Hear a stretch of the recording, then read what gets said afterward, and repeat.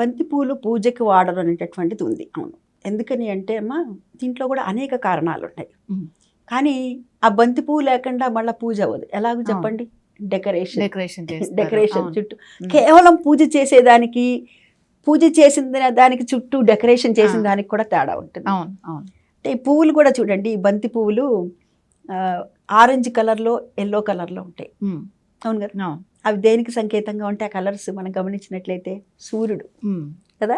సూర్యుడు ఏ రంగులో ఉంటారో అదే రంగులో మనకి ఈ పువ్వులు కూడా ఉంటాయి అన్నమాట. అంత అందంగా ఉంటాయి. అదే కాదు, ఈ బంతి పూలు ఎక్కడైతే నెగిటివిటీ ఉంటుందో అక్కడంతా కూడా పోగొడుతుంది.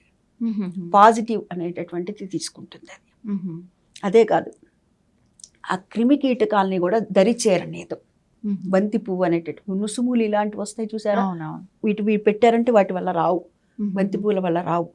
అందుకనే ముఖ్యంగా ఈ చలికాలంలో ఈ గొబ్బెమ్మలు పెట్టేటటువంటి ధనుర్మాస కాలం చూసారా, ఎక్కువగా బంతి పూలను కూడాను వినియోగిస్తూ ఉంటారు. వాకిళ్ళ కట్టడం అనే కాదు, పూజాధికాలు చేయడం అనే కాదు, వాటిల్లో కూడా అంతా అది. అయితే మరి ఎందుకు పూజకి ఉపయోగించరు అని అంటే, మనం దీంట్లో కూడా రెండు విషయాలు చూడాలి. పెద్దలు చెప్పే మాట ఒకటి ఏమిటంటే, పూర్వము అగ్నిదేవుడు, ఒక రాజుగారు ఒక యజ్ఞం చేశారట. చేసినప్పుడు అందులో ఆ పువ్వులన్నీ కూడా వేశారట. పువ్వులన్నీ వేసిన దాంట్లో ఈ బంతి పూలు కూడా వేశారట.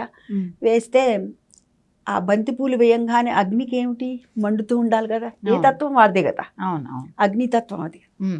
అయితే అలాగే ఈ బంతి పూలు వేయంగానే చల్లారిపోయాట.